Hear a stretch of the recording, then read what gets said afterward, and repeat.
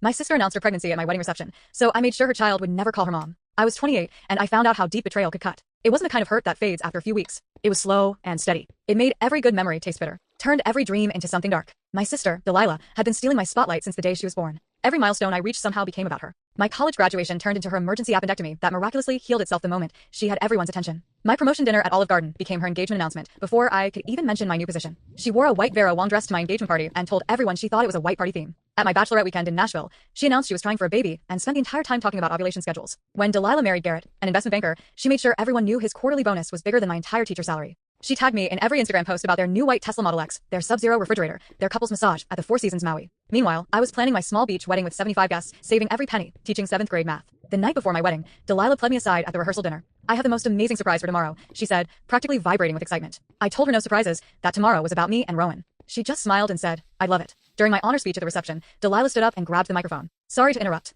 she said, not looking sorry at all. But I just can't wait another second to share our news. We're pregnant. She pulled out ultrasound photos from her Michael Kors clutch and started passing them around during what was supposed to be my first dance to At Last by Etta James. Guests didn't know where to look. Some congratulated her while others tried to focus on us. She fake cried about being so emotional at weddings. While cornering my grandmother to show her the sonogram, I heard her tell my Aunt Rachel, at least one of us can give mom grandchildren. Knowing full well Rowan and I had been trying for 2 years, with 3 miscarriages. By the time she posted photos of herself at my wedding with the caption, 2 celebrations in one, blessed baby Garrett, I was done being the bigger person. Over the next few months, I learned interesting things. Delilah only got pregnant to compete with my wedding. She told her cousin Jenna that Garrett's Hong Kong business trips meant she'd need a full-time nanny anyway. Babies are basically accessories for the first year, she said at her baby shower. While I smiled and took mental notes, she actually told her yoga friends that pregnancy is just something you endure for the Instagram announcement and gender reveal party. I recorded everything. I volunteered to help with everything. I was there for every appointment, every birthing class, every Pottery Bar nursery shopping trip. I documented everything on my phone, including the time she said pregnancy was ruining her equinox body and she couldn't wait to get rid of this thing. I became the supportive sister she never was. When baby Elena was born, Delilah's interest lasted exactly 4 Instagram posts. Garrett traveled 3 weeks out of 4 to Hong Kong. Delilah had hot yoga and wine tastings and Botox appointments.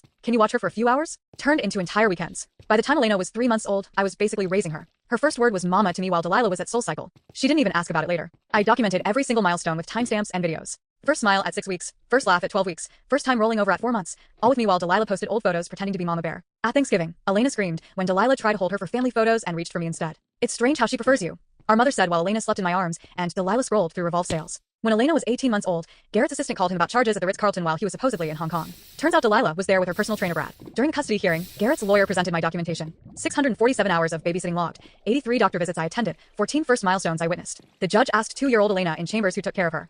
Mama, she said, pointing at me through the window. When asked about Delilah, she said, that's D. She yells. The judge granted Garrett full custody with me as legal cog. Delilah got supervised visitation every other Saturday for 4 hours. Now Elena's 5 and calls me mama everywhere. Delilah tried to fix this once at Elena's dance recital. She knelt down and said loudly enough for other parents to hear, remember sweetie, I'm your real mommy. Elena looked at her confused and announced to everyone, no you're not. You're just D, who makes daddy sad.